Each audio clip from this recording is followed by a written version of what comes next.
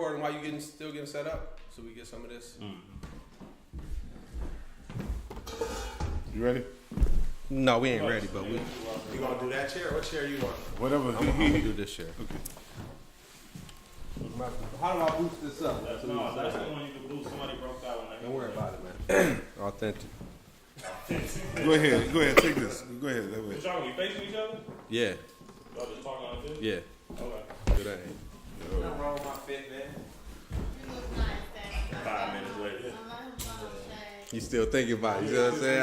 I got him on one. You got it in the bed. I got it. Look, you dropping the key. Look at it. Hey, do a favor. Take that bottle. You don't even wear no Yeah, I got about $2. Y'all do this. I gave my daughter one. Switch chairs though. If you wanna. Listen, I got a Concord, You wanna be on that white side gold. or something? It don't matter. It's nasty, but I'm in love with it. But I don't wear it. I just look at it. Let's just switch chairs. Just chair. That's that cash tech education, right? All right. Quan, why you get kicked out of cash? You recording now, right? Oh, All right. Sound too? right. So yeah, switch. It don't matter. Yeah, I know what he said. That's what I'm thinking about. Yeah, I mean, he's right. I actually said it first, but it's cool. Nobody want to give me any credit for anything. When we first started working on this about 2 years ago, it wasn't quite as simple as 7 or 8 guys sitting in a room talking about solutions, but when we filmed it, that's kind of how it looked on film. But as we began to work a little further, saw that the needs were a little greater than we first had imagined, it's kind of transformed. So now it's kind of more of a project. It's a living document. And in doing this project, one of the first things I did was take a ride through my old neighborhood. I began to think about where I grew up. You know, how does the block look? I could think back vividly how it looked as a kid when I was growing up, but things have changed. In many regards, the current state of education, that's a microcosm. I was public school educated, DPS, Detroit Public Schools.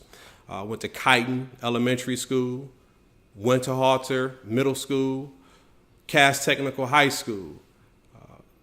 Those schools are not what they used to be. Cass Tech is, but when I took a ride through the old neighborhood, my elementary school is not what it used to be. Of course, the building is still there, but it's not what it used to be. The middle school that I went to, the building is still there. The neighborhood is still pretty decent, but we thought about what can we do to help support students who come from certain areas who need to matriculate through the educational system to provide them with the best resources possible. So that's kind of the motivation behind the project. Another thing about the project is I simply want it to be a piece of social commentary. Not everything you see you'll agree with. Not every solution that we come up with may work for you, or you may not agree with some of the solutions or some of the approaches, but I can guarantee you that it will be thought-provoking. Those who we have at the table have put a lot of time and effort into the development of their craft. And, you know, riding through my old neighborhood and riding through the neighborhoods of those who've contributed to this project has really put a lot of thoughts into our heads. And we sat down at the table, we sat down one-on-one, and we came up with some answers, and we came up with some solutions. No longer will we be just people who exist in this field. We need to be the thought leaders. We need to have those thought-provoking conversations, to have the individuals come up with solutions that will help the students in which we serve. So gathered, we have 5, including myself, 4 very dynamic educators who, when I spoke to you all individually and actually had the privilege to witness you all in action and be familiar with your practice of educating our students, I know that within this room and the brain trust that's seated at this table, we can certainly identify what has been effective for you all, and ideally bring those effective strategies to scale to anyone who may be viewing or receiving this information from today's discussion. So we're going to come together as a group as we are, but then we're going to have a few breakout sessions where we can really drill down individuals and with the conversation, what has worked. We're going to be very particular, very precise, very concise with the solutions that we discuss for some of the concerns that exist But even within that, we have found a way to be successful. First, we'll begin with myself and Marquita Reese, and then we'll kind of rotate our way through, and then we'll reconvene at the end and kind of check in and debrief and see where we are. Everybody good with that format? Indeed. Anybody have any questions? All right, so Ms. Reese and I will go ahead and get started. We got a few areas right out here if you all want to mingle, if you will, and then we'll touch in, Oh, you touch want to base and step check in. out? Yes, please. Hey, Rob. You're inviting us to leave. Right, inviting you to leave. Been able to have your lessons transcend the traditional classroom setting. Can you tell me a little bit about that and what it is that you do with your students and how effective it is? Sure. So my background, Yeah. starting off is I'm a math instructor, Okay. but I also have a background in science. So with that, my passion is garden. That's from the womb into current. Okay. I found a way to incorporate my passion with curriculum. And in doing so, I looked at the population that I am servicing. And then I looked at the disadvantages that exist for that population and how do I get them to understand that what we're doing in the classroom actually translate into something they can use in their communities, in their home, and in the world. And so doing that, I looked at how do I get them to understand, no matter what is out there for society, whatever society is saying, how do I get them to see where they are and grow from there? Mm-hmm. And with that being said, we started the gardening or urban agricultural development process Okay. at the school.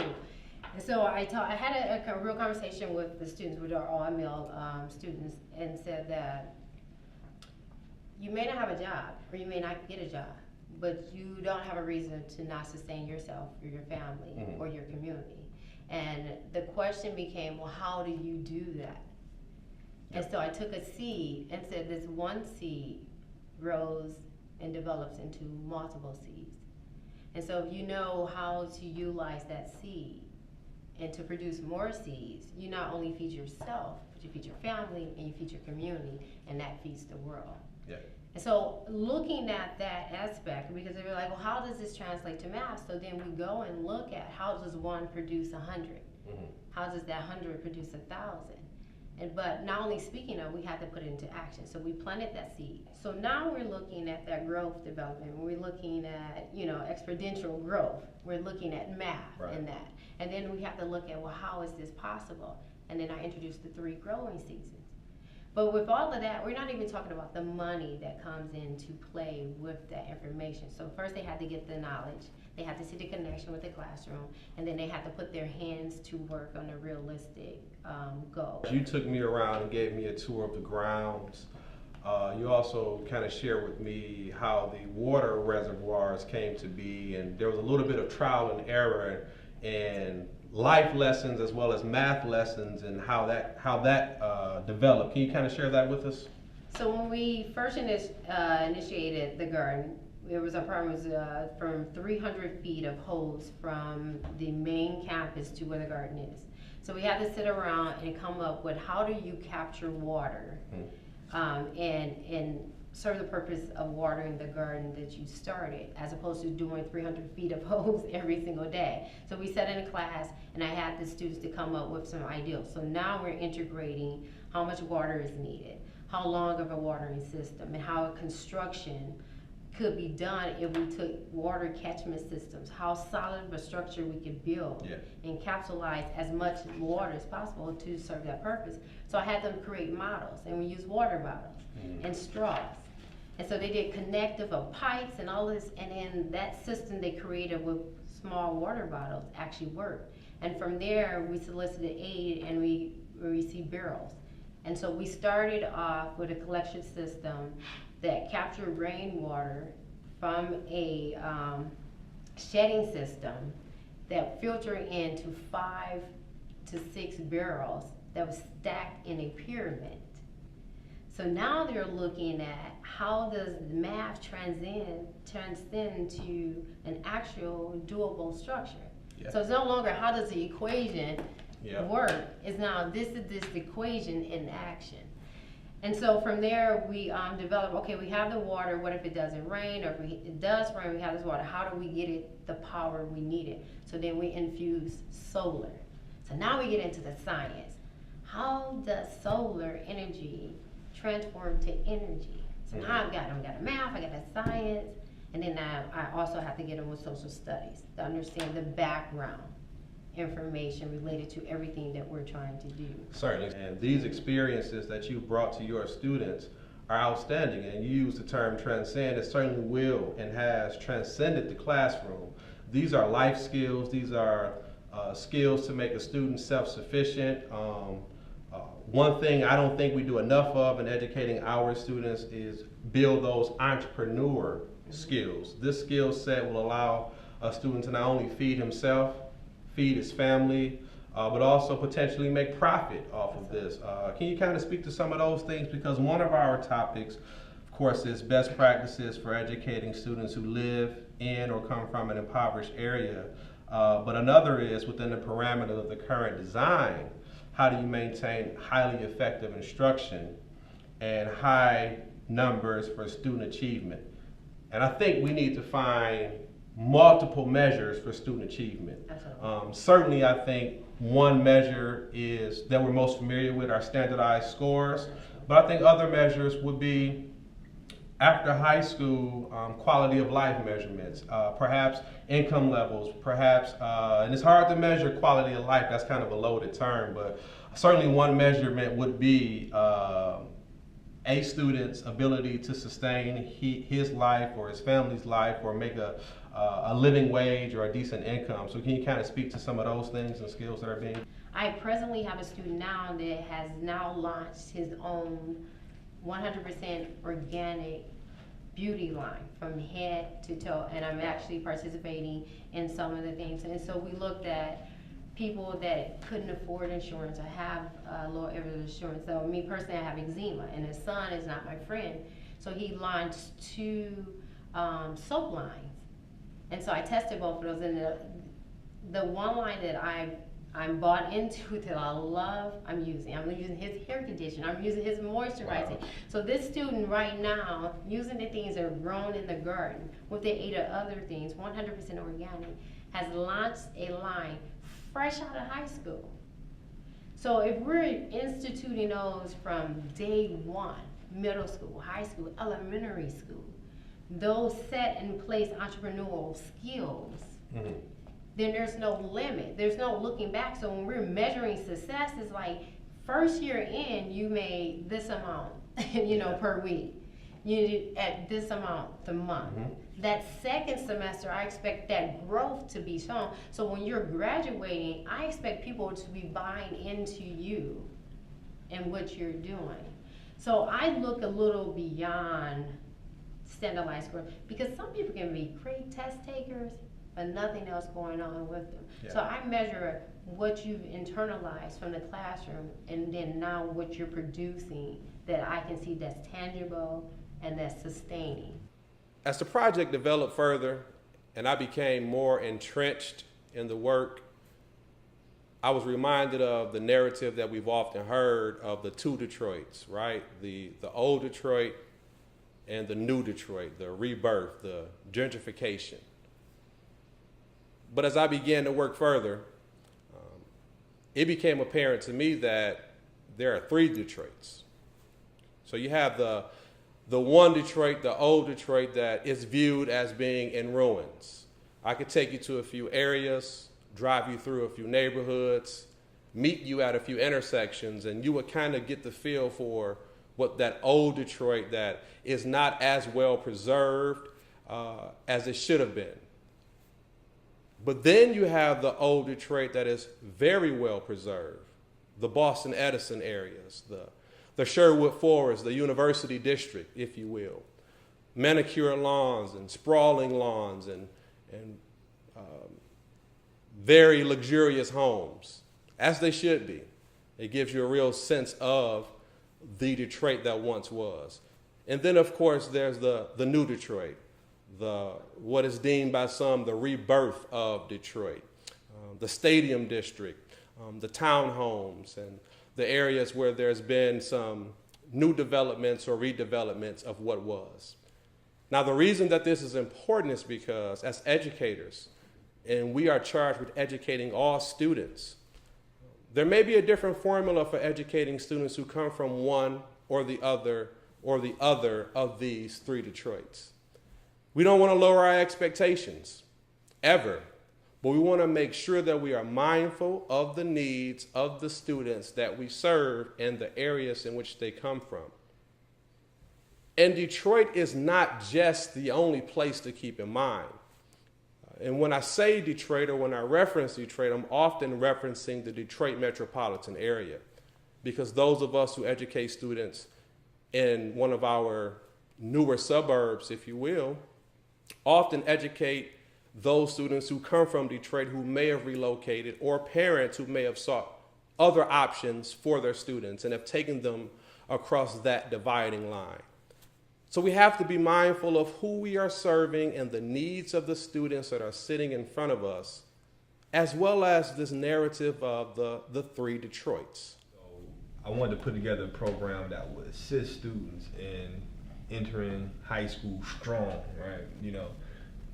And so this program pretty much is specifically designed for ninth graders, in which we kind of, pour into them all the supports that's needed, to promote success, academic success, social success, cultural success, ethical success, any type of, success we can think of. And so, with that being said, I mean, we focus on a couple aspects. We focus on building manhood among these students. We bringing first of all, going out to the community and being able to ask community members to come in and like, look, we have ninth grade black males that could use your support. And from that, people have come in. We have a wrestling program that's coming in that just happened off of a conversation with somebody, and they ask, "Oh, hey, would you mind bringing that?" I would. Yoga is coming in. Okay. We've had relationships with local universities in which they're flooding our schools with student teachers, right? Yeah. Where they could be assistants in the classroom. They assist students one-on-one as well. So this all happened just because the relationships we had, but being able to ask our community members, right? Bringing in, I mentioned yoga, gardening, cooking classes. These like sort of non-traditional things that you wouldn't think of like in the school, especially for all boys. Right. But being able to make money while you're in school, entrepreneurship. We have a t-shirt production entrepreneurship class coming in as well. And so in school suspensions, being able to do away with what we know for the past 25 years hasn't worked, which is suspending students, sending them out of the school, and so we want to... Let me just interject real quick, so I want to kind of dissect a few of the finite points that you brought up. Okay. One, if I am an administrator, that's right, and I have a teacher who says to me, I want to bring in these programs, I want to bring in yoga, I want to bring in wrestling, I want to bring in gardening. One reservation I might have is, how does this impact the bottom line? And not the bottom line dollar amount, the bottom line student achievement. Yeah. How would you persuade me that this is a solution? Because all we're talking about today are solutions. Yeah. So how would you persuade? So I think that especially when you're dealing with the age of students that I deal with, high school students, we talk a lot about teacher buy-in. Yeah. But even at the secondary level, high school level as well, that student buy-in is probably just on par with the teachers. And so we know, like after fourth grade, scores and academic success of particularly black boys starts to teeter out. And if there's something we can do to get them to have buy-in, where it's not like I hate school. It's like, no, I want to be in school, because this is the dopest place that I can, I can show up and I can do, it builds buy-in amongst the students, and it builds culture. And so, although there may not be any type of assessment to show that, hey, building culture, will increase, but we do know that, you have a culture, you have a student buy-in, you're gonna have academics that's going to increase because of that. Because first of all, the student is there. Absenteeism increases because you may have students feel like I don't want to be here. I don't feel like I'm wanted here. All right. Okay. I got you. So building that buy-in among students will increase just because that they want to be at that school. Okay. So let me kind of help anyone who may be watching kind of navigate their way through and make sure they understand what the solution is in the program that you're developing. Okay. If we're talking about improving student achievement in the traditional sense of the measurement or in the non-traditional abstract sense of the measurement, one way we can do that is buy-in. Yeah. Buy-in will make a student more likely to come to school as well as make them more engaged while they're in school. Yeah. If you could build a program that's supported by the community, which is one of our topics, you knocked on doors and found a yoga instructor who'd be willing to come in. You knocked on doors or made phone calls. You said you spent this whole summer building this resource pool of individuals, a wrestling program, a yoga program in conjunction with other teachers in your building, a gardening program.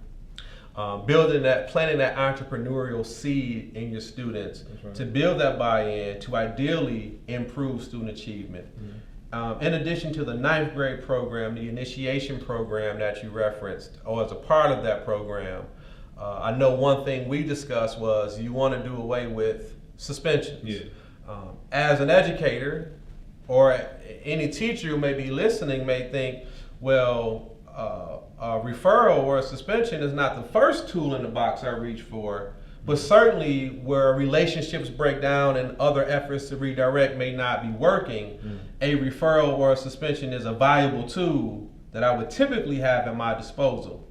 But your program wants to do away with that.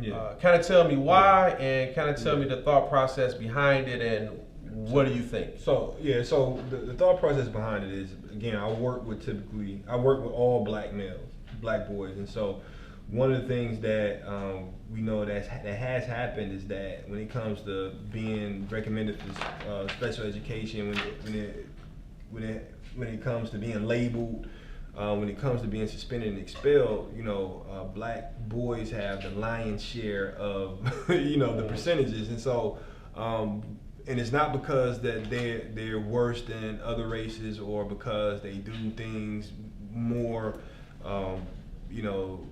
behavior-wise than other races. It's because of the perception and because of their race, they tend to be suspended and expelled and recommended and labeled more because of that. And so we don't want to be a catalyst for that.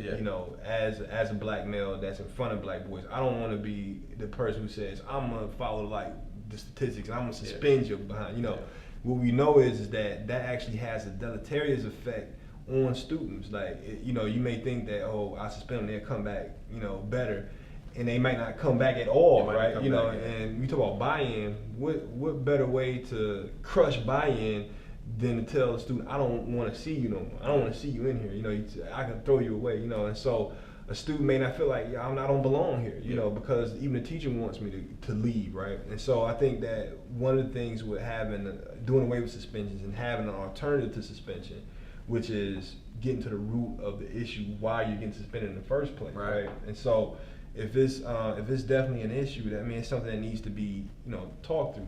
Counseling is something that our boys don't benefit from. I mean, I'm saying it's beneficial, but it's not offered to our kids in a meaningful way.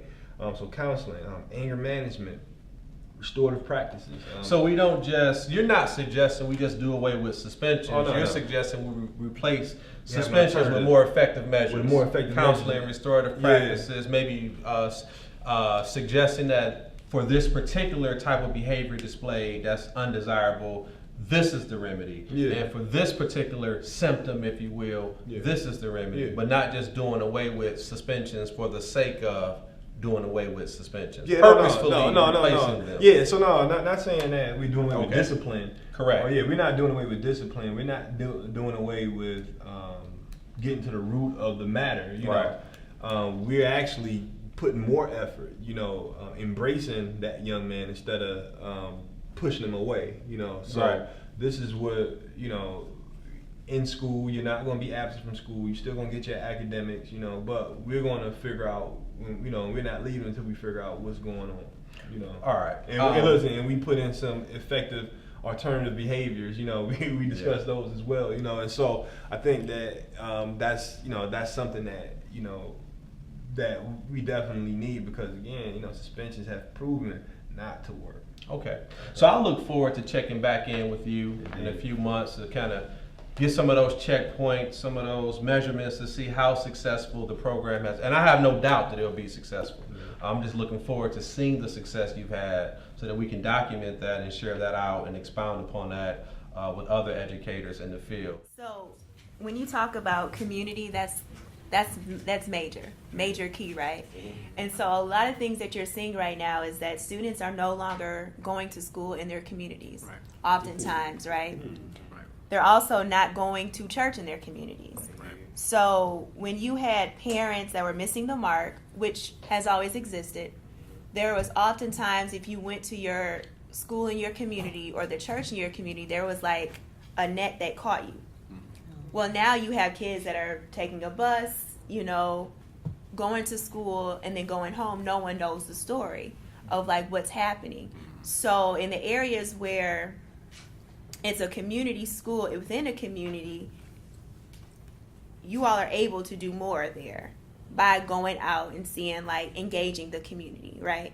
But then when there's a school where it's mostly kids that are being imported, that takes even more diligence in going out and trying to build the community.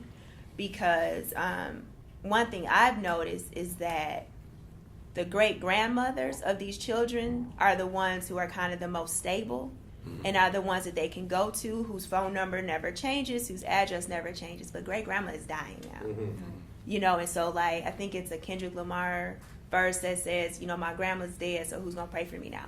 I mean, so it's kind of like when the pillars are leaving, there's no one in place of it. So we work in the same school, and when I was hearing you, I was trying to figure out where I want to jump in, because a lot of the stuff you're talking about, I wasn't feeling, to be honest. The issue we have is our kids are primarily not from that community. And so a lot of the solutions that you brought up are not a real solution for us. Because we had people come to our school that were from the school. They graduated from the school, they were alumnus, and they were from a variety of backgrounds and what they had accomplished. And our kids were like,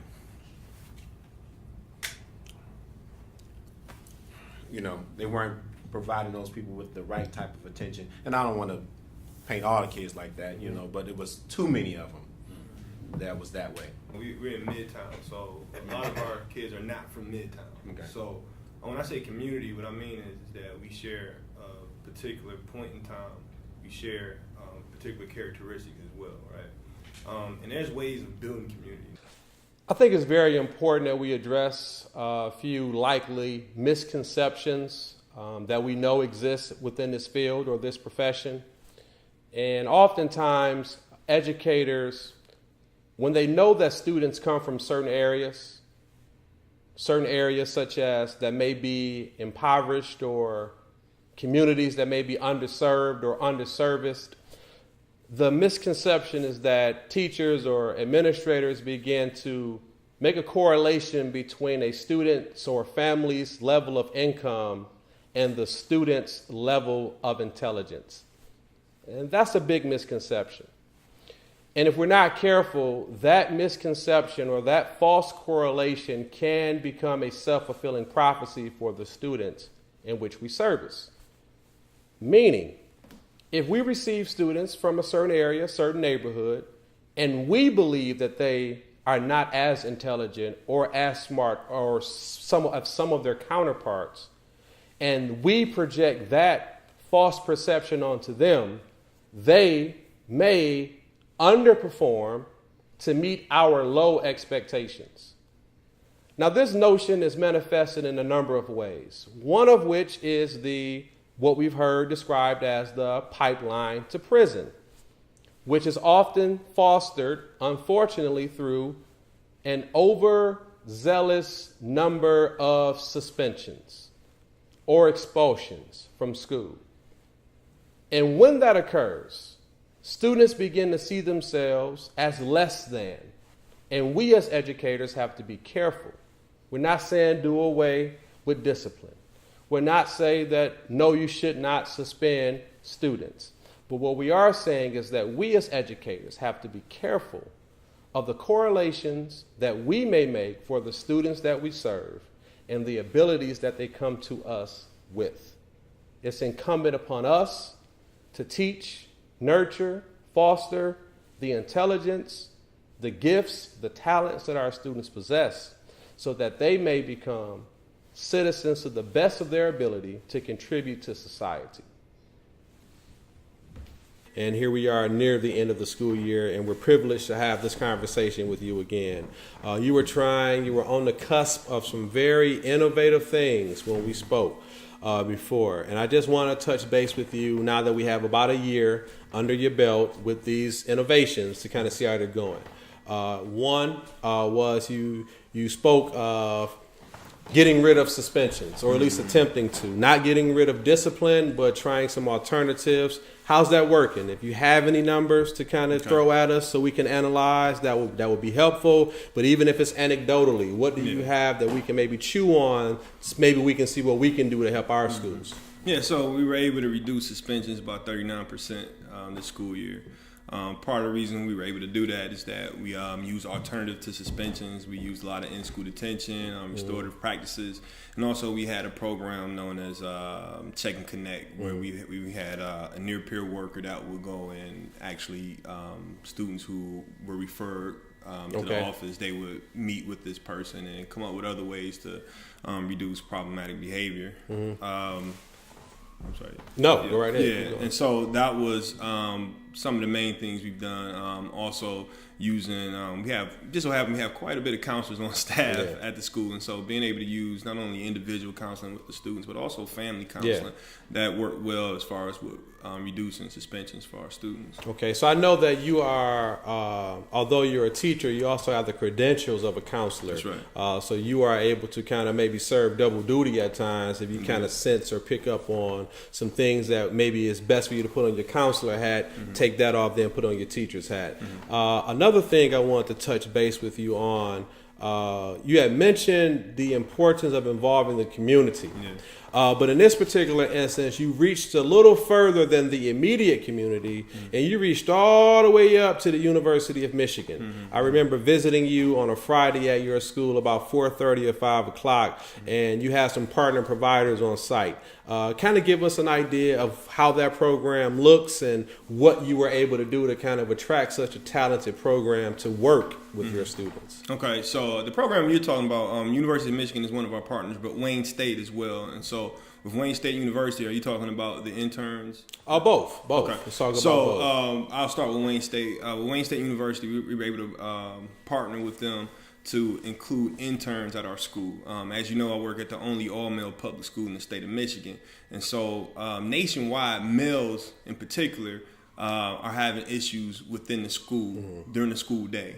And those problems are exacerbated, especially with black males. And so that's 100% of our population are black males. And so what Wayne State tries to do is to actually have teachers, student teachers, come into a school like ours and learn what are the best practices of dealing with male students, and in particular black male students, and then being like almost like a proving ground for what works with our students. And so we were able to have one master teacher and two student teachers inside of each 9th grade classroom, not only to provide extra help for students who needed that one-on-one attention, but also to train newly teachers who are graduating out of university to learn those best practices. So when they get into the field, they won't make the mistakes that we've been making all along in dealing with male students. So quick question, before we get to the other partnerships you have, some of these partnerships that you were able to establish were as simple as, and I don't want to minimize it, but were as simple as you going to these providers or these institutions and engaging them in conversation. And in many instances, it was at no charge to the school or to the district. And these are things that you're doing from the lens of a teacher. Many people who contribute to the think tank it's a vast assortment, but many have been administrators.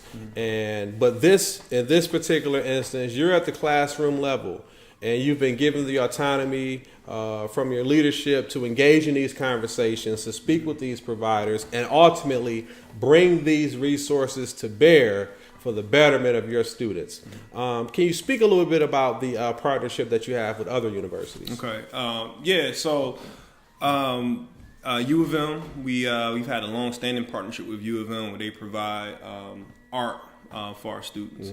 Not only just art, but also social art. What that means is that they learn like the history behind various art. They learn when it was implemented. They learn about the times in which it was implemented. And with that, we're able to have distant museum tours. We do a lot of video tours with other museums across the nation. And also we do lots of trips. And that's something that comes free of charge, straight from U of M. There's a professor that comes in and teach classes on these different subject topics as well. Okay. Those are the university partnerships.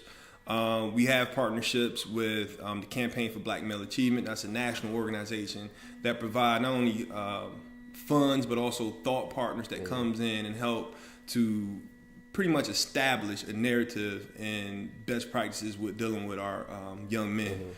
We also have a partnership with the Future Project. That's a program in which young men learn about what they're going to do in the future, right? And they do things along the way through the year to actually promote whatever their future goals are. Okay. But on top of that, those are names right there. Skillman is a partner of ours as well. The Union is a partner. The Union with a Y is a partner with us as well. But the main partnerships come from the parents and the community. Okay. We have everyday community members that sacrifice their time, whether it's barbers, whether it's plumbers. We have an electronic systems technician that comes in and teach certification classes to our juniors and seniors. Our first inaugural group will be certified this week, actually. And so that's the most valuable partnerships. All of them are valuable, but our most valuable and most sustainable partnerships comes from the parents and the community of the students that we serve. Outstanding. Speaking of community, give us an idea of where you're from, where you grew up, where you were educated, and what role, if any, does that play in impacting the lives of the students you serve? Yeah, so I was born and raised in Detroit. Grew up on the east side as well as the west side. I graduated from Mumford High School, graduated from Wayne State University. So I've never left the city. Okay. And so, initially I had no plans on being a teacher. I started off in material science engineering. I did a year of volunteering at Peter Vital School. And with this, the church that I worked for is Rosedale Park Baptist Church. They actually had, offices and partnerships with this school. This is where that whole community partnership comes from as far as what I know that works. And so with that, I did AmeriCorps, and they placed me at this church, which in turn placed me at this school. And so they gave me an office. I was behavior interventionist, and what that pretty much meant, as an 18 and 19-year-old, I received students who were getting in trouble in school. They didn't suspend the students, but they sent them to me. And you have to engage the parents. The state, not knocking the state don't know what to do with our kids. I've heard 2 state superintendents, Inkster, Pontiac, Ecorse, Ben Harbors, Detroit. If they had the answer, they would have did it a long time ago. We have the answer in this room. And what have worked for me, I'm in a small community, partnerships with some of these churches, whether they get these parents on board. And the parents, and not make them feel intimidated, because in one of these priority schools, i.e. free reduced lunch, some parents had a bad experience with school. And we come across, and we have to break that barrier. And once you do that, and you have to meet them I go to Tuesday, once a month I go to a local church Bible study. And I catch those grandmothers. I'm in a small district. And I'm kind of in a unique situation, because the district I'm in, I graduated from the school, my father and my grandfather. We had a lady on the news, Miss Ethel Stevens, last week, 106 years old. If you saw it on Fox 2, she can remember when Ecorse and How to Drive was dirt roads. And I bring her in, and she got all the grandmamas and the great grandmamas, and it's collaborative. If you come here, get a check 8 o'clock, leave at 4, you might as well pack up and go someplace else, because our kids need emergency room access. Put the watch on. I gotta make it. Yeah, that's why I make it. Fix your pocket, man. Fix it for me. That's why you here. Make sure you good. We wrong. Hold on. We good. All right, so we are here. Quick interview. Want to go over a few things. Again, we're solution oriented. Got a few dynamic leaders here in the building. A few people behind me taking a quick look at some data that's hot off the press. So today's conversation should be very enriching. I have with me Kenneth McFall. I just want to kind of get a feel for you and your style of leadership, your style as an educator. In that, if you could kind of give me an idea of where you grew up, and you have a very unique set of circumstances because you are an administrator that have the privilege of serving in the same district in which you were raised, the same district in which you graduated from. When we spoke before, those dynamics became very apparent and very evident. I thought it'd be good to kind of pull you out, to kind of have you elaborate further and kind of give us an idea. Well, okay, I tell you what. My name is Kenneth McFall. I graduated from Ecorse High School in 1979. My father graduated in 1959. My grandfather, we've been in Ecorse for 112 years. It's a pleasure for me to come back and work in the community that I'm from. But really, the focal point of this think tank and dealing with all the men from charter schools to public schools, we are using our knowledge to enable and enhance our kids. So one of the proud things, we talk about that background piece. I spent 12 years in Detroit Public Schools. I've been at Ecorse for 12 years. So altogether, 24, 25 years of public education in urban settings. So you're very experienced. What I kind of want to speak about, we've spoken before about the importance of building those positive relationships. Being that you work in a community in which you were raised, how has that connection helped you to impact the lives of the students that you serve? Well, from a longitudinal level, I get a chance to work with the local ministers, work with the police, sponsor a Pee-wee team, be a part of the community, not just a stakeholder. And where those shortfalls, we operate on a tier 1, 2, tier 3 level. When we see a kid who is not doing whatever they need to do, we have a 60-90 rule. We take those kids who are deficient and we bring them in after school with our partnership with Wayne State, which is called C2 Pipeline. We do a lot of after school intervention as well as in the day with reading labs. Okay, so I know we've spoken before. You have some successes to kind of champion. You have mentioned and referenced some boosts or gains in your recent SAT data. Can you kind of expound and elaborate a little bit? Well, I tell you what, it's a team. I don't want to say I believe in we. My team, my teachers at Ecorse, they have gotten together and really looked at the PSAT scores, and we got the kids who were close, and we worked with them very intensely. And the kids, we grouped them in gold, metal, and silver. The gold ones was the ones who scored benchmark 400 SAT, and those kids who was between 350 and 325, we know they can get over to 360. That's that threshold. We gave those kids some intense intervention.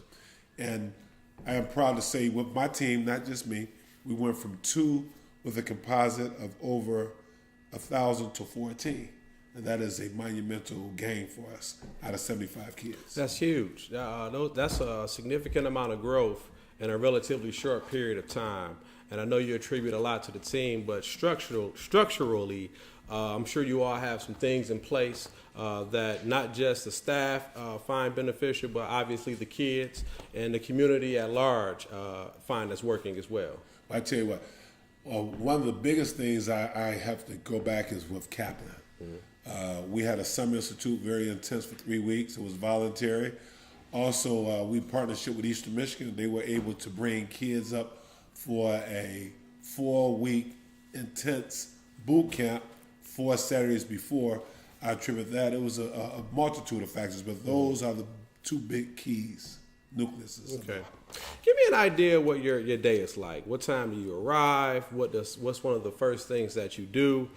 Because what we're really trying to do is dig deep into what can we do or what information can we share that will help other schools across the nation kind of bring our success to scale. Well, that's a great question, Mr. Russell. My day consists of I hit the school anywhere from 7 to 7:15, do a perimeter check, interior, making sure everything is okay.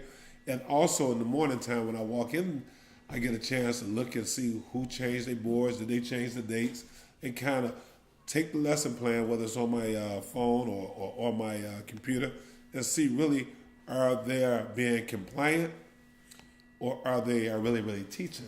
And when I look around at each board in the morning before I start my day, come in, check our online to make sure nobody called in sick, staff according to that. Our buses, our staff get there at 7:30, 7:45, make sure the lunchroom is operating, and we have a thing we call an advisory, which old school they call it a homeroom.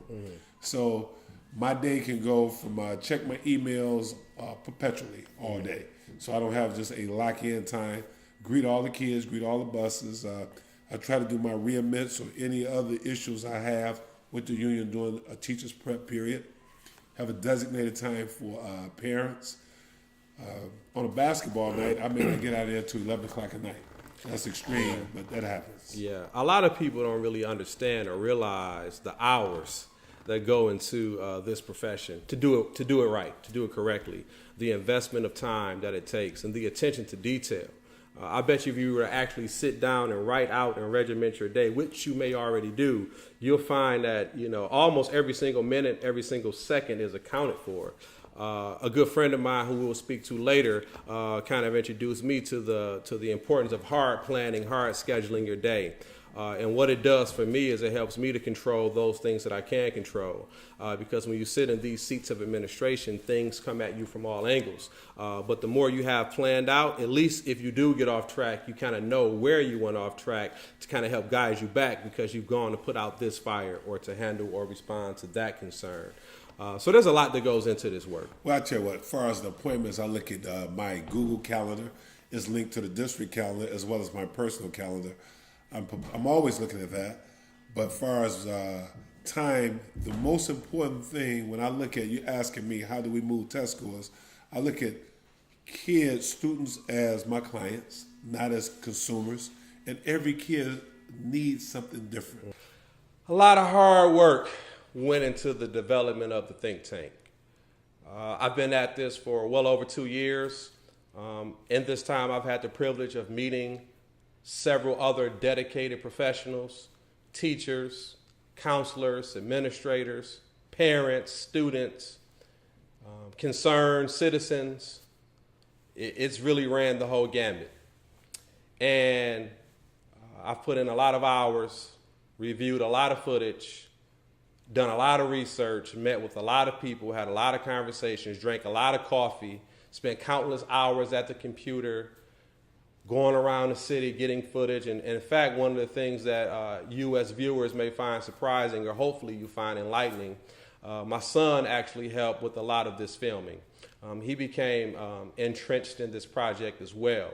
And in times where there was no other cameraman around, Junior was entrusted to capture that angle and capture those moments. But we found that we have something here.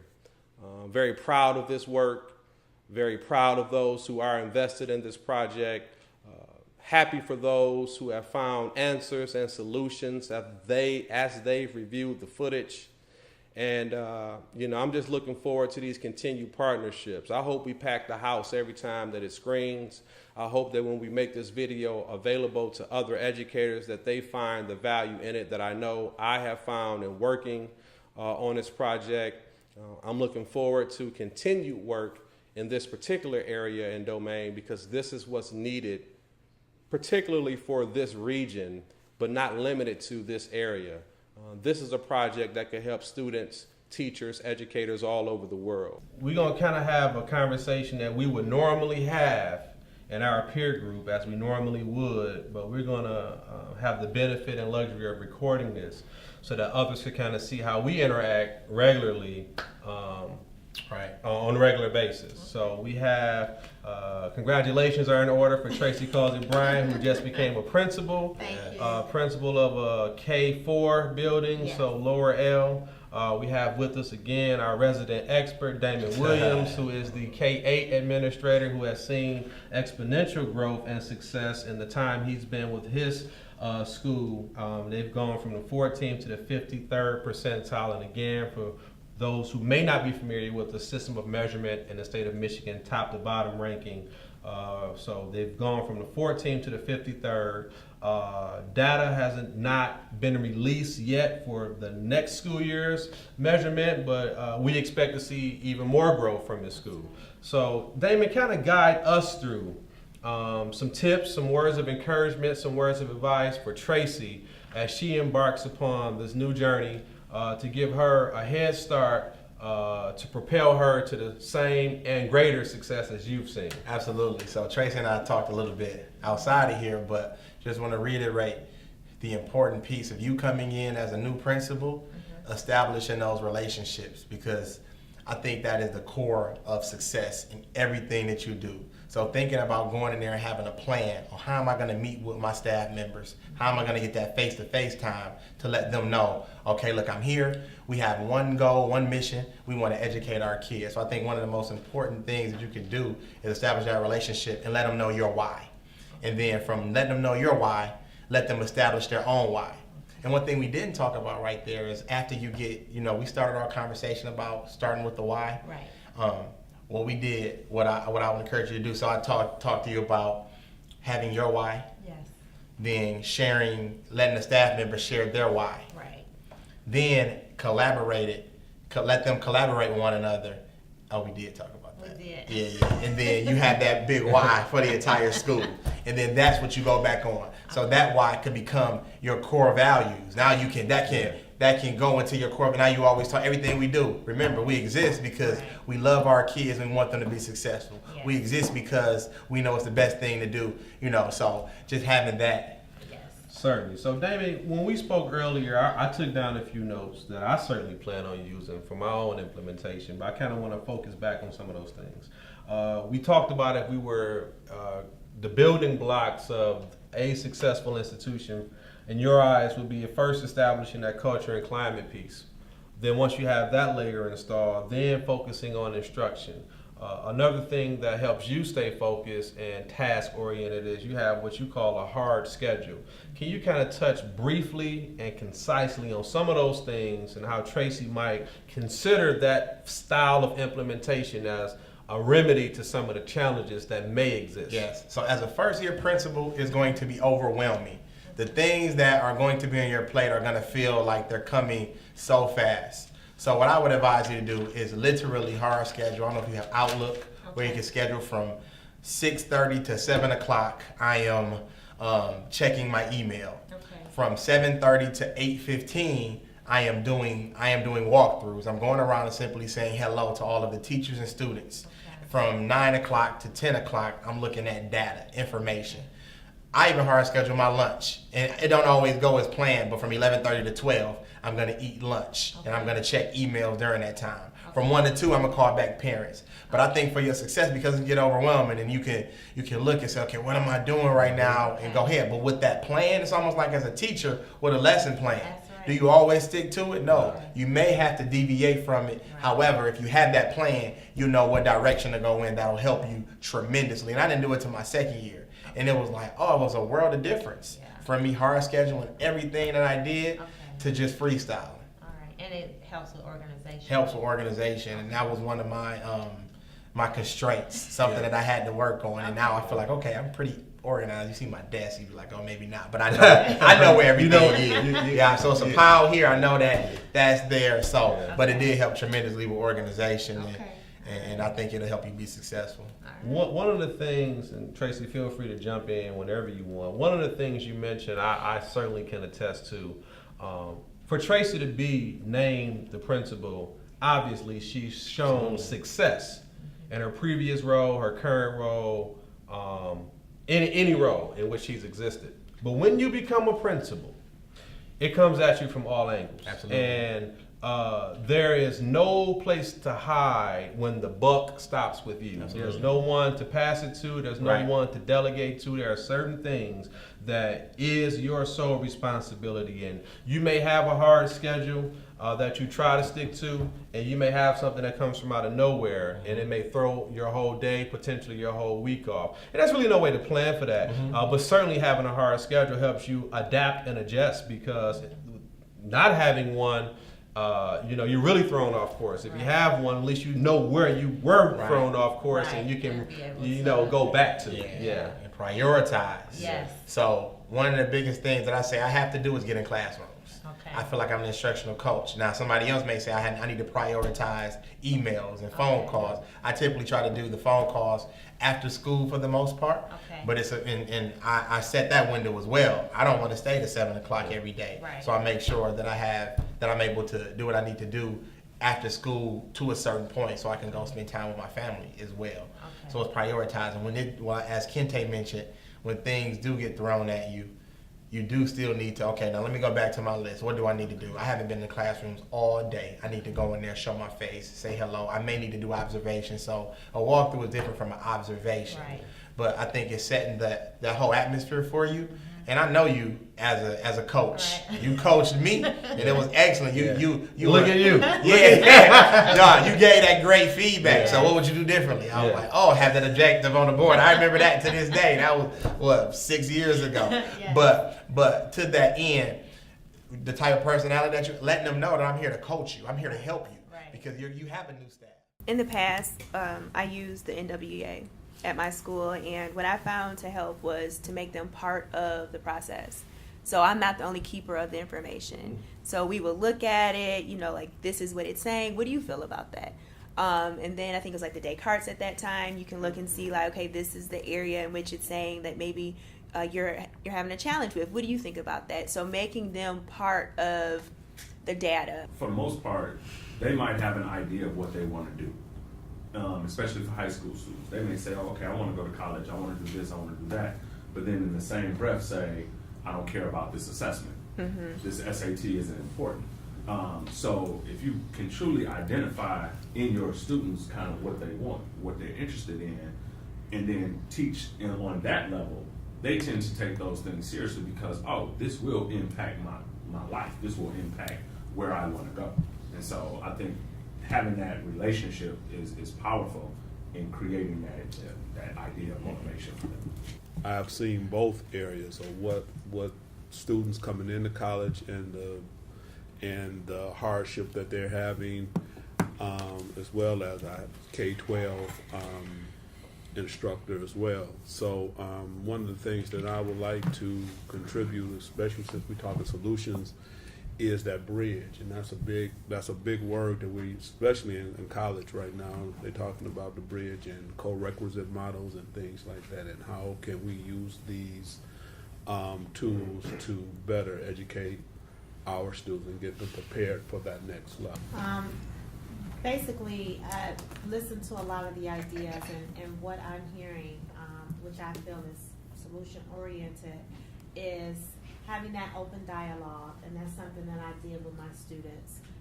For some reason, the students as well as some of my educators felt like it was a secret that the kids were not included in knowing what their scores were.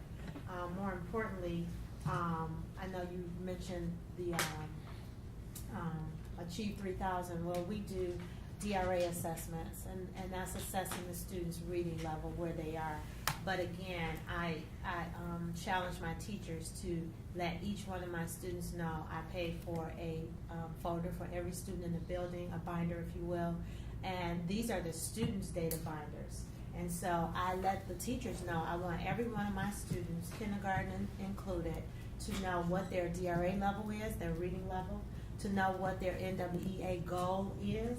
So that goal is based on whatever their previous assessment was, and it's kind of formulated on where they were prior to taking it or where they should be at that grade level. So now that the students are understanding what those numbers are, when they see me, and they see me every single day, I'm liable to ask any kid in my building a question, what is your DRA level?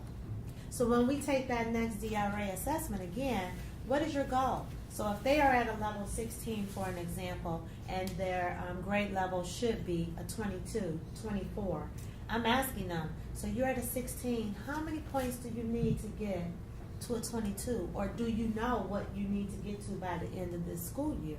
I ask them what their NWEA goals are.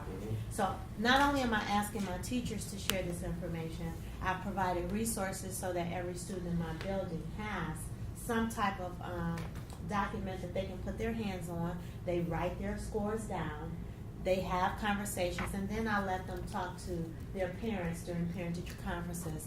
Have the conversation with mom. Let the kids drive the conversation and say, this is what my score is, this is what I should be.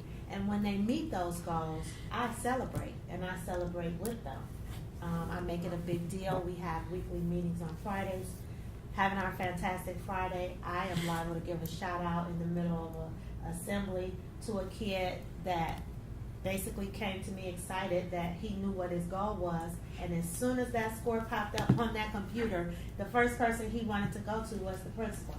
And so I make sure that I celebrate those successes. We had a conversation at the start of the school year, going back to August. Yes. At that time, you were newly hired, newly appointed as principal. Indeed. We had a conversation a few months ago about midway, and we were able to check in. Your energy levels were still high. You were still enthused, and here we are near the end of the school year, just a couple of weeks left.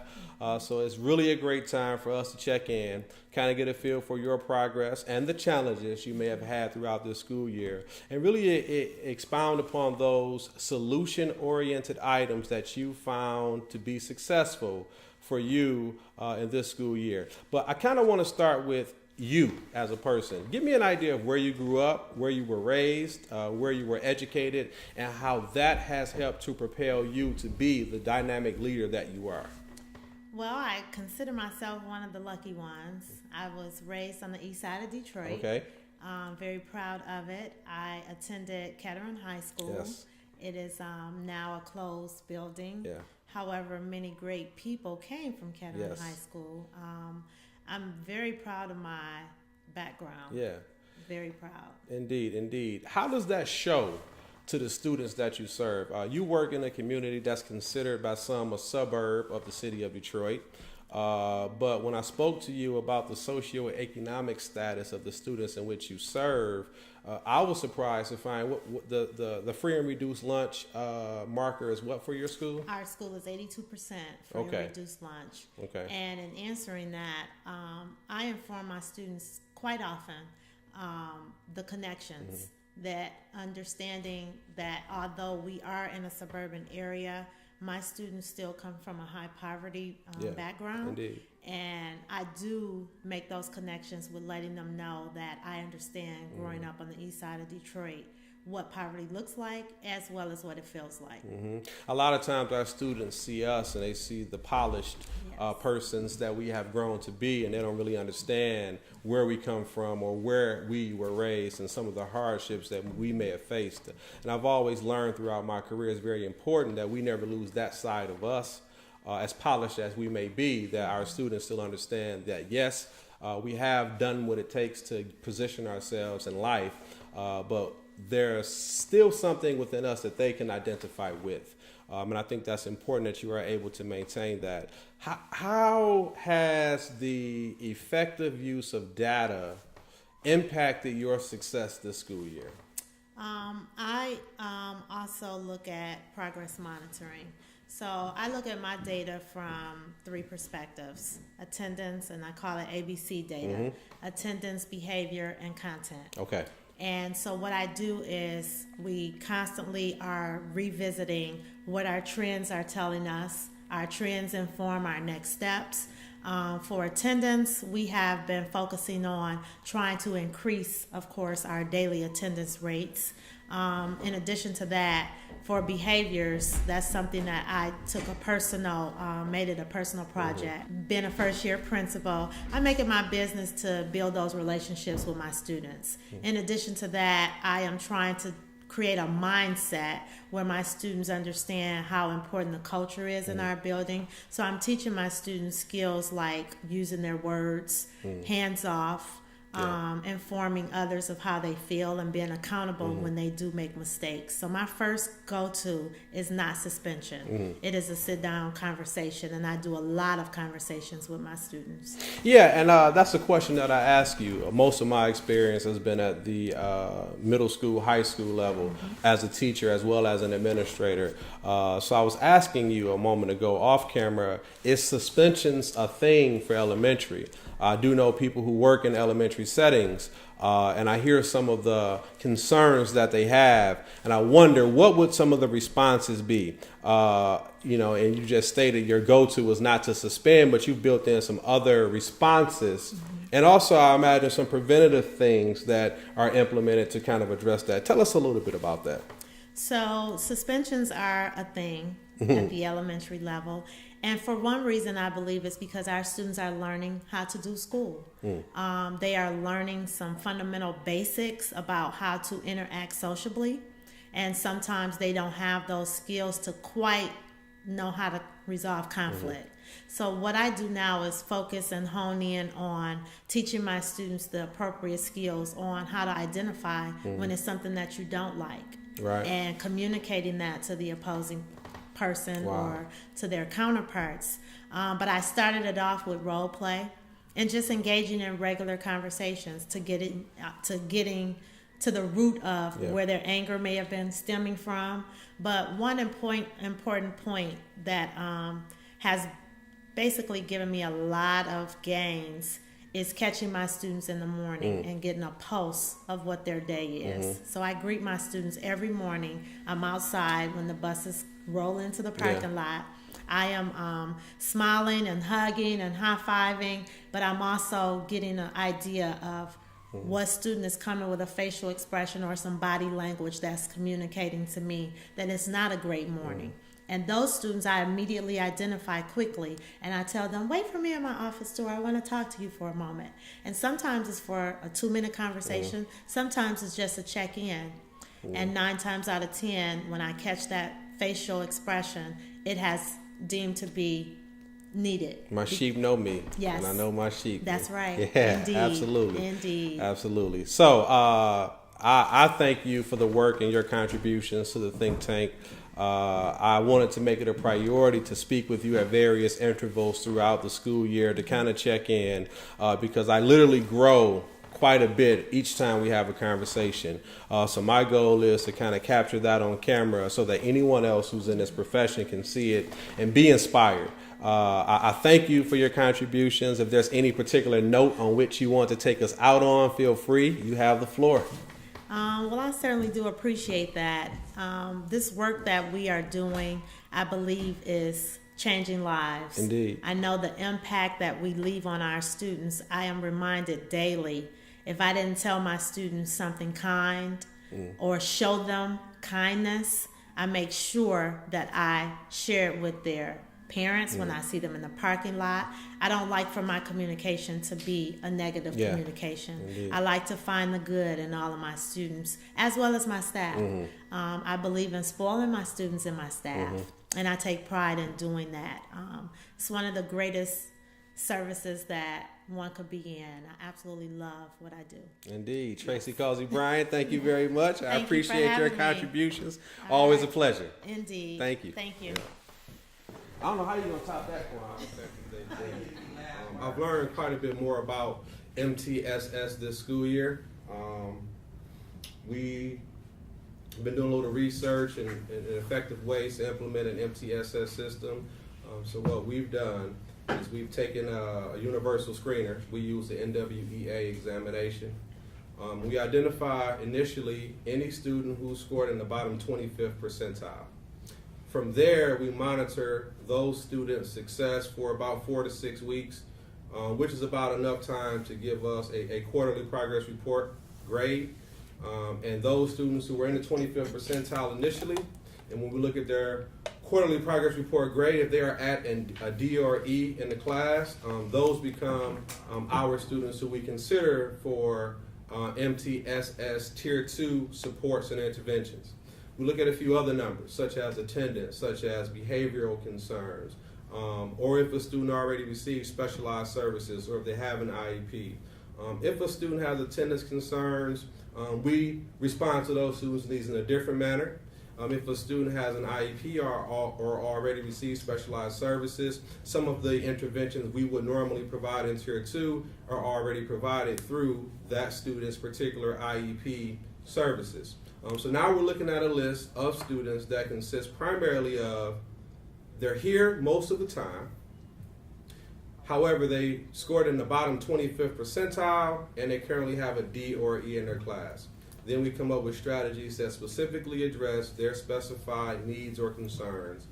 But one of our challenges is matching personnel or having personnel to give us a particular ratio of 1 to 5 or 1 to 3 so that we can drill down and address those needs. But I've said a mouthful, but I want to know how MTSS or RTI works for you all. What are some best practices that we may want to keep in mind if we are at a school where we want to implement a similar program, or you can take that anywhere in any which direction you all like. So our response intervention is similar to what you do. We identify, so we have 740 kids in the school. They all take the NWA test at the beginning of the year. So we identify the students in the bottom 25th percentile at the very beginning. Now, the students that are in the bottom 25th percentile, well, so this is all hard scheduled in. So it's very important to hard schedule it because at a certain point in time, we flood the grade level. So all core instruction stops for 30 minutes.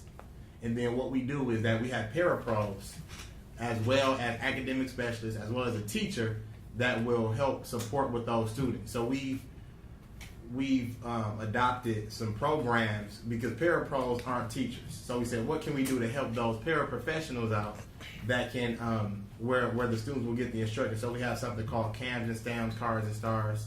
Then we use the Ames Web. I don't know if you're familiar, Ames Web Plus to kind of monitor. So progress monitoring is crucial.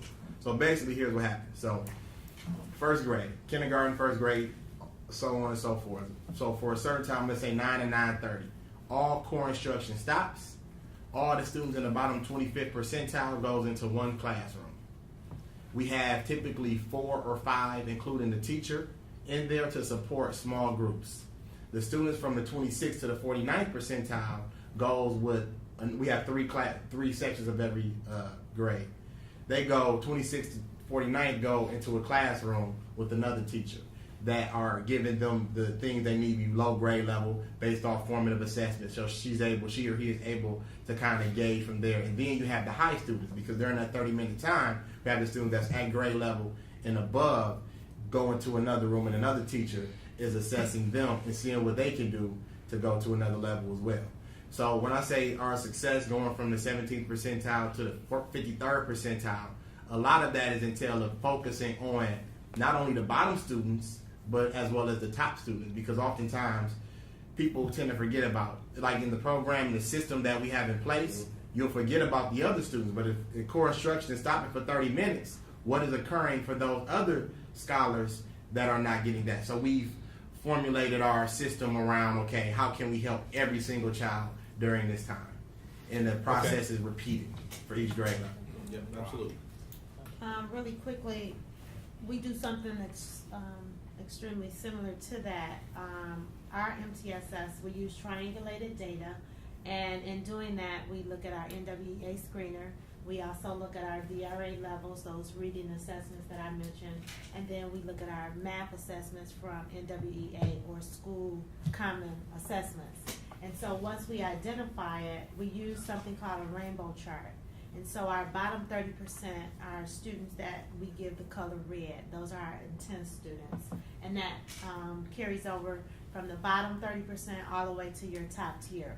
And so instead of 3 categories, we use 4 categories.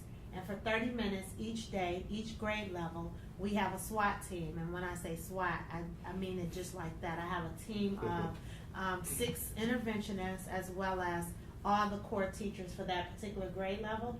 And so what we do is we put the kids in the categories based on which rainbow chart color they fall in. So blue is our extremely highest group, our red is our lowest group, and there's a yellow, which is what you would call probably bubble, the kids that are right almost there, and then you have your benchmark kids that are right at grade level. I have a tiered system of support where every kid in that particular area is being given instruction based on where their needs are. So our highest performing kids are getting the highest enrichment. They're getting advanced, extremely rigorous activities. Our students that are benchmark are right at grade level. We're pushing them to go a tip over that edge. Our bubble kids that are right below grade level, they're getting support specifically assigned or targeted based on what those deficits are, based on what the assessment said. And our bottom 30%, those kids are being hit by the 6 interventionists. So they're getting specific all the way down to the letter. And that's how the MTSS in my building is run. So down to whether or not, if you're in kindergarten and you can't contra numbers 1 through 50, what number are you struggling with the most? They're going to specifically deal with that number with that kid, and all the way up to our highest performing. So we do that 30 minutes a day, every grade level. So we're reaching all of our learners. All right. Damon Williams. Yes, sir. Thank you for being here. Yes, my pleasure. I know a couple minutes ago, off camera, you were looking at a little data. I know that you're a guy who's driven by data. One of the things I found very important when I came over to your school to visit you and see you in action, as you walked me through your building, one of the immediate takeaways for implementation that I noticed was that you have every single teacher's attendance data posted outside of their door in terms of percentage. What does that allow you to do, having that data posted? It allows me to actually see where we are. So we created 100-day goals. In my school, we created them increments of 100 real days. And in that, one of our goals were to increase attendance daily. So one of our strategies within that 100-day goal was to actually see where we are. So by looking at numbers on a weekly basis, I'm able to walk through, or the teacher's able to walk through, able to remind them, okay, we're only at 90%. Our goal is 95% per week. So now, with that being on the forefront of our mind and knowing that attendance is very important, one of the most important factors in success, because if the kids aren't there, then we can't teach them. So with that being said, the teachers are asked to make phone calls or see where the students are in order to achieve our goal of 95%. So a couple of things just stood out to me. One is you not only have the data posted, but you actually have a goal that you're shooting for. So with the data posted and the goal in mind, a student can even see, okay, my class is at 90% and our goal is at 95. Now I know your emphasis on data, and I can only imagine how impactful that is for your teachers. How does a student seeing what their classroom data is, how do you think that impacts them? Does it have an impact? Do they just walk past it? What are you gleaning from that? Absolutely. I believe it's huge, because when you hear the conversations happening with students, and not only that, every Friday we announce the classes with the highest attendance. Okay. So when I do my launch, I do a launch at the end of every day. But on Fridays, we do now it's time for the classes with the highest attendance. Mm-hmm. So you can hear drum roll, please. And where I do it from the front office, I can hear if it's a class right there in third place, Miss Gore's class, and they go crazy. Yeah. So we know that it's making an impact because they see it, and not only do they see it and they're hungry to come to school, they're striving and they're pushing on their classmate to come to school as well, because we want to win. Outstanding. So we ease our way into this conversation about data by talking about attendance data. What other data points do you reference with your staff members, and how do you reference those data points? We look at all type of data. We look at formative assessment data. We look at assessment data, summative assessment data. We look at NWA scores. What I was doing a minute ago was looking at preliminary scores. So being in the state of Michigan, after they take the MSTEP, which is our state test, the state of Michigan is able to generate what we call preliminary scores. And in that, we're able to see what students, based on a margin of error anywhere from 4 to 15 being social studies, what kids are proficient and not proficient and partially proficient in all areas of the MSTEP. So we look at that and we use that data actually to guide our groups as far as intervention, which I know we're going to talk about in a moment. Yep, absolutely. We're getting there, but let's go there. So you mentioned a second ago that ultimately you're going to use this year's M-STEP scores to help facilitate groupings for next school year. So we're already thinking about next school year, and we haven't even closed out this school year, although we're almost close to closing it out. But let's talk about how you use NWEA scores. And I specifically want to think about this in mind. One, how do you use the scores? But two, how do you motivate students to take that examination seriously? Okay, first of all, we use the scores. We do group students according to the ability for NWA. Now, let me be clear with that. During our intervention time, do you want me to go into the intervention time? During our intervention time, so what we do, we have a push-in model where in grades K through 8, for 30 minutes each day, every day, core instruction stops. And when that core instruction stops, we have a group of interventionists that push into the classroom. Now you have students that are in the bottom quartile, which is in the bottom 25th percentile. You have students that are in the 26th through 49th percentile.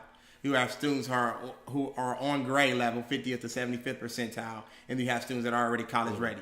So during this 30 minutes, what we do is we push in, all core instruction stops for that grade level, and interventionists are using building blocks to build those students in the bottom quartile up, or for students in the third grade, working at an 8th grade level, give them that work. So it's really differentiated instruction all over for 2.5 hours per week, which I think has given us a huge has been of a huge benefit for our scholars. Now, one of the things you mentioned is that they take the NWEA examination in September.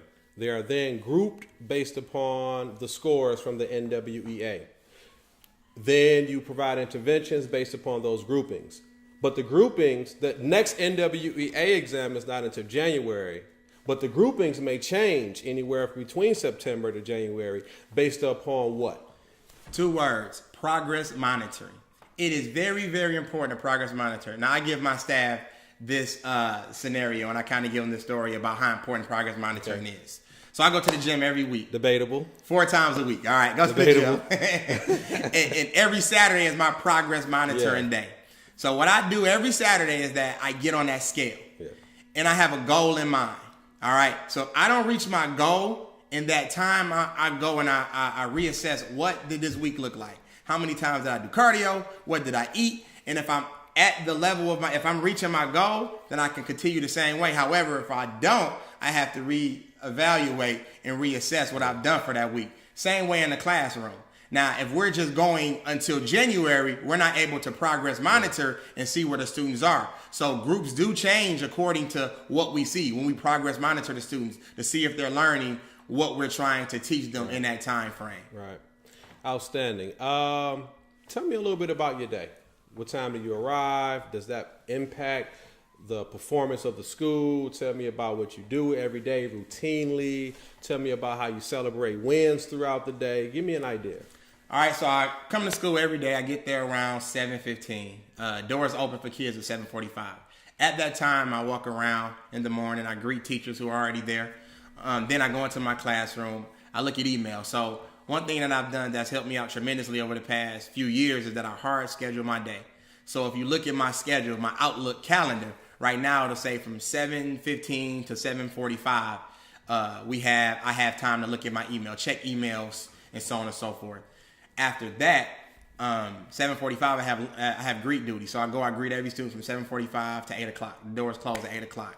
During that time, after that, at about 8 to 10 o'clock, I set aside time for classroom observations. So I make sure I go into every classroom every single day. That's about 29 classrooms. And I make sure my face is seen. I speak to the students, and I just observe. It's kind of I get a feel, and I want them to know that I'm there. From there, I go and I see what classrooms I want to observe. So every day I make sure. After that, I hard schedule email time, and I hard schedule time to call parents back. Then I go about my day, and everything is hard scheduled to the T. Now, there's times where I get pulled away, and I have to do an interview, or I have to have a parent meeting, an impromptu parent meeting, what we have sometimes. But I try to stick as much as I can to hard schedule my day. And for me, that has proven to be so productive and the whole impact of the day, because as a principal, as you know, we're pulled in several different directions. But if we have that focus and say, okay, here's what I'm planning on doing. I'm going to get in classroom, so you have to really make what's your priority. My priority is getting in the classrooms and help teachers with instruction. So we do all of those things, and in that time, motivating students, seeing what's going on in the classroom, giving students high five. They know when I come in here and I do like this, the students and the teacher, that's my good stuff mark. Okay, So when the teachers see me and I go like that, good stuff. Yeah. So they continue doing it. When the students see me do like that, good stuff. Okay. So we keep on going. Outstanding. So you're a pretty regimented guy, and that regimented has translated into success. How do you measure that success? There's a few ways to measure the success, but I think ultimately, because we are in a state or education is the way it is, we do measure it by test scores. Although I know that may be the thing, like, oh no, but ultimately to keep the doors open to what's published in newspapers are test scores. And I'm proud to say that over the past 4 years, my school we've gotten accolades by the state. When I first got to the school, we were in the 17th percentile. When the state was doing top to bottom, we ended up in the 53rd percentile. Last year, we were a reward school by the state of Michigan. And this year, based on our test scores, we, out of 2,261 public elementary and middle schools, we were ranked number 79th according to the Mackinac Center. Out of how many? 2,261. Wow, that's pretty monumental. Yes. Okay. According to Mackinac. Right. The Mackinac Center study. Understood. Yes. Well, Damon Williams, I thank you. It's always a pleasure. Yes. I'll always leave our conversations that much better and that much more knowledgeable based upon what you've shared. And like I said, I went over to your building. I saw some immediate takeaways that I could take back and implement. And I hope anyone who's watching or listening can see the same and can bring these suggestions to scale wherever they are. Thank you. Thank you, sir. Absolutely. All right. Yeah. All right. Who's next? Quan going live. Look at Quan. No, you want no. How do we feel about excuses? Susan Van Comp. Right.